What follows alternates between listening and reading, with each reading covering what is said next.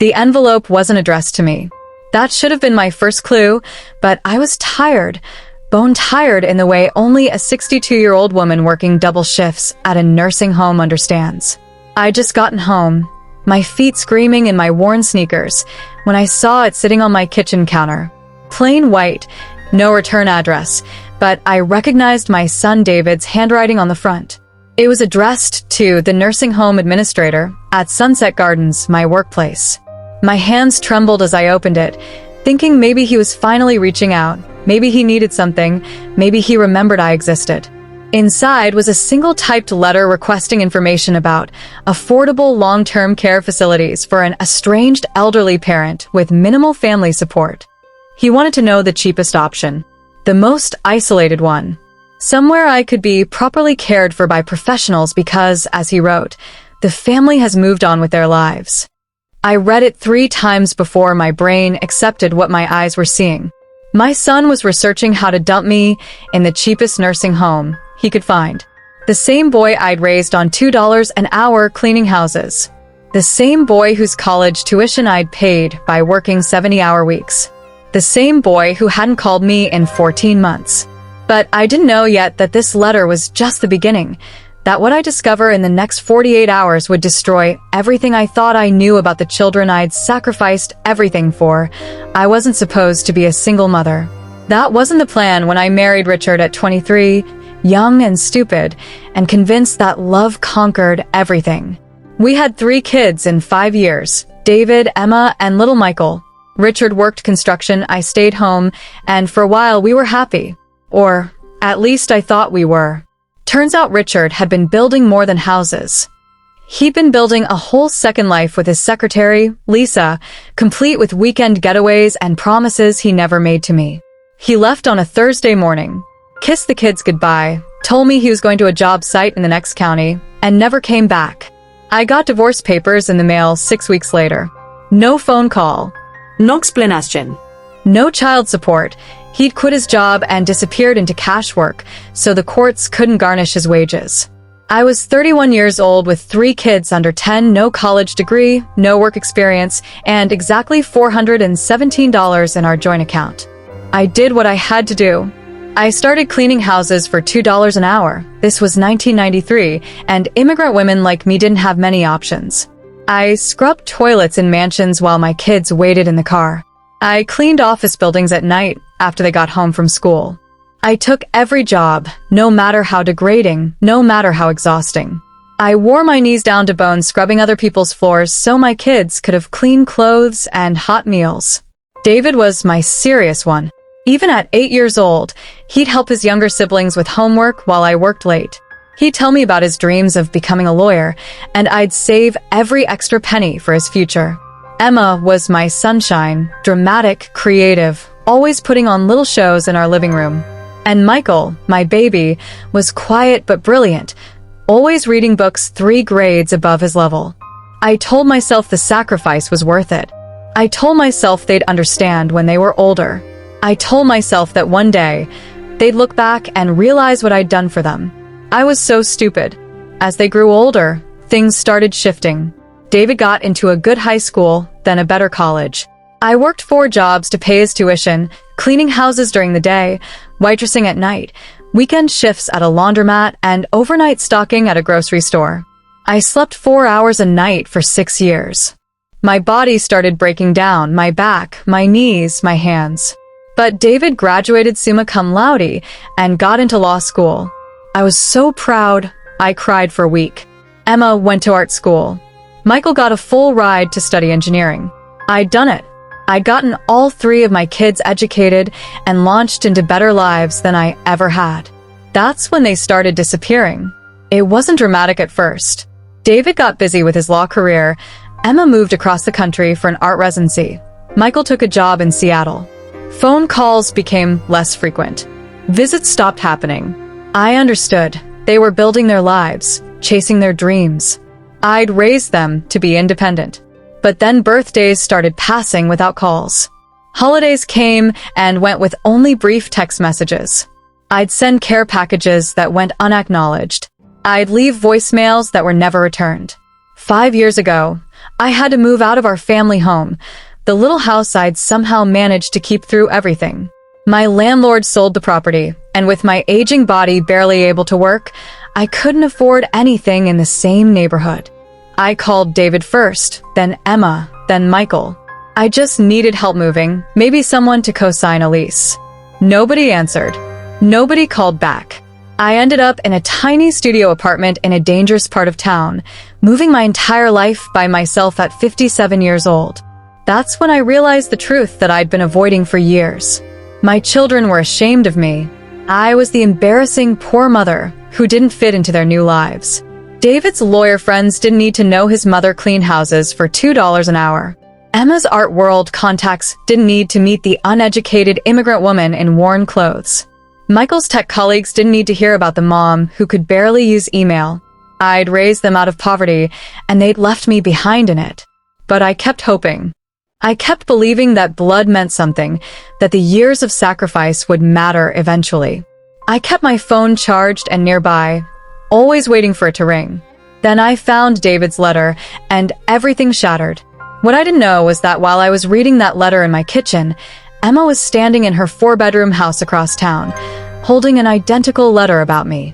And Michael was in Seattle, signing papers that would change everything. The three of them had been planning this for 6 months. I couldn't sleep that night. I kept reading the letter over and over, trying to make it say something different. Maybe I'd misunderstood. Maybe it was for someone else's parent. Maybe David was doing research for a friend. But my name was in the letter, my full name, my date of birth, my social security number. He'd included my medical history, my financial situation, everything. He described me as uncooperative and resistant to assistance, which was hilarious because nobody had offered me any assistance to resist. At 3 a.m, I made a decision that would unravel everything. I logged into my old email account, the one I'd set up years ago that my kids thought I never used. I'd kept all their passwords from when they were younger, back when I'd monitored their online activity to keep them safe. I knew it was wrong. I knew it was a violation of privacy. But that letter had broken something in me, and I needed to understand what was happening. I started with David's email. The first thing I found was a group chat between all 3 of my children titled The Parent Problem. I stared at those words for a full minute. The parent problem. That's what I was to them. A problem to be solved. I scrolled through months of messages, and each one was a knife in my chest. David had written, "We need to handle this before she becomes completely our responsibility. If we wait until she's incapacitated, we'll have no choice but to take her in. We need to establish institutional care now, while she can still sign the papers." Emma had responded, "I can't have her living with us. Brad's family already thinks I married down. If they meet her, it'll be a disaster. She doesn't even know how to act in social situations." Michael, my quiet baby, had added, "Agreed. I'll research facilities in Florida, far enough away that surprise visits won't be expected. We can split the minimum monthly costs 3 ways. It's cheaper than any of us taking her in." I vomited into my kitchen sink. These were my babies. The children I'd starved myself to feed. The kids I'd worked myself into disability to educate. And they were conspiring to warehouse me in the cheapest facility they could find, as far away from their lives as possible. But it got worse. I found a spreadsheet David had created titled Mother Disposal Timeline. He'd broken it down into phases. Phase 1, research facilities. Phase 2, establish medical necessity. Phase 3, obtain power of attorney. Phase 4, execute transfer. He'd scheduled it all out like a business project. My institutionalization had phases and deadlines and assigned tasks. Then I found Emma's emails to her husband Brad. She told him that I was becoming mentally unstable and potentially dangerous, complete lies designed to justify putting me away. She'd even drafted a letter to submit to a doctor, describing imaginary symptoms I supposedly had. Paranoia, confusion, aggressive behavior. She was building a paper trail to declare me mentally incompetent. I sat in my dark apartment, surrounded by the evidence of my children's betrayal, and something inside me died. But then I found something that brought me roaring back to life. Buried in Michael's email was a thread with a financial advisor discussing a trust fund. My ex-husband Richard had apparently died 3 years ago. I'd never been notified. And he'd left behind a substantial life insurance policy, $2 million, split equally between our 3 children as primary beneficiaries. But there was a clause. If his ex-wife, me, was living in poverty or without adequate care at the time of his death, a portion of the funds were supposed to be redirected to ensure my well-being. My children had hidden Richard's death from me. They'd collected their inheritance. And they deliberately kept me in poverty to avoid triggering the care clause that would have given me access to funds. I'd found out why they wanted me declared incompetent. If I was legally declared unable to manage my own affairs before they moved me into a facility, the trust terms wouldn't be violated. They could keep every penny, dump me in a cheap nursing home, and never look back that I spent the next 2 weeks preparing. I wasn't stupid, and I wasn't helpless. They just convinced themselves I was. I'd survived poverty, abandonment, and decades of exploitation. I knew how to fight. I contacted a lawyer, a young woman at legal aid, who took one look at my evidence and got very quiet. She told me I had multiple cases: financial elder abuse, fraud, potential conspiracy. She also told me that going after my own children would be brutal and public and expensive. I told her to file everything. The lawsuits hit them like bombs. David was served at his law office. Emma got her papers at a charity gala where she was being honored for her philanthropic work. The irony wasn't lost on me. Michael was served at his tech company's headquarters. All 3 immediately called me, and for the first time in years, I had their full attention. David threatened me. He said I was being unreasonable, that they'd only been trying to help, that I was jeopardizing their reputations and careers. I asked him if the mother disposal timeline spreadsheet was his idea of help. He hung up. Emma cried and begged. She said she loved me, that I was misunderstanding everything, that Brad had pressured her. I asked her if Brad had also pressured her to lie about my mental state to doctors. She stopped crying and started screaming at me instead. Michael said nothing. He just sent a text. "You'll regret this." The legal process took 8 months. During that time, my children mounted a vicious defense. They tried to prove I was mentally incompetent, the exact thing they'd been planning all along. They dragged out every difficult moment of my past. They claimed I'd been an absent mother who'd neglected them. They painted me as unstable, vengeful, and greedy. But my lawyer was better. She presented the emails, the spreadsheets, the forged medical reports, the hidden inheritance.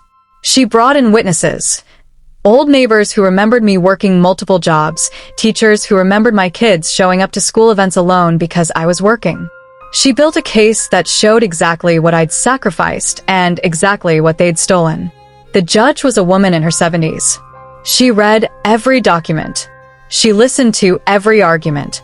And when she delivered her ruling, I watched my children's faces collapse. The court found that my children had committed financial elder abuse and fraud.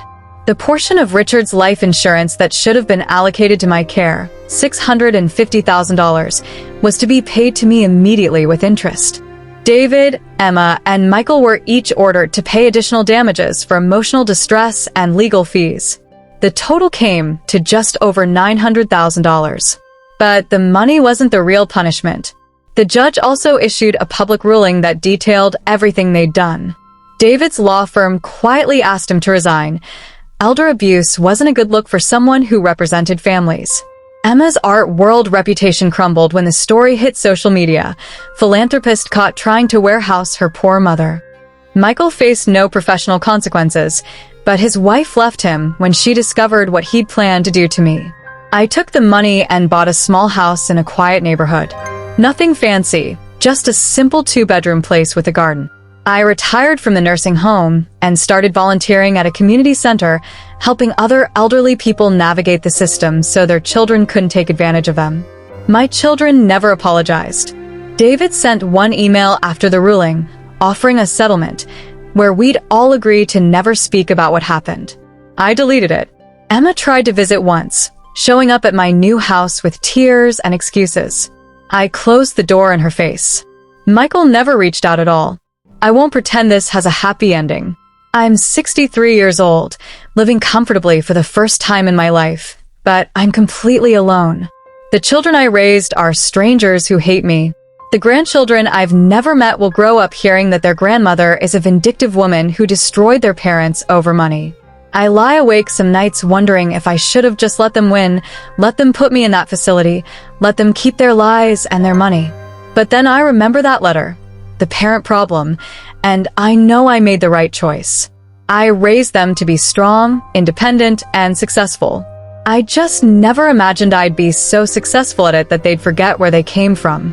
I gave them everything, and they tried to throw me away like garbage. The saddest part is that I would have forgiven almost anything if they'd just asked for help, if they'd been honest, if they treated me like a human being instead of an inconvenience. They never needed to betray me. They just needed to love me. Sometimes I still check my phone, hoping for a call that never comes. And I think about all those years I worked myself to death for their future, never realizing I was working myself out of it. If you're listening to this and you have parents who sacrificed for you, even if they weren't perfect, even if they embarrass you, even if they don't fit into your new life, please just call them. Because one day you'll look around at everything you've built and realize the foundation was made of someone else's bones. And by then, it might be too late to say thank you. I raised them on $2 an hour. They left me on $0. But I'm still standing. Every subscription to The Silent Parents helps break the silence around parental sacrifice and abandonment. Your comments and support let others know they are not alone. Thank you for being part of this community.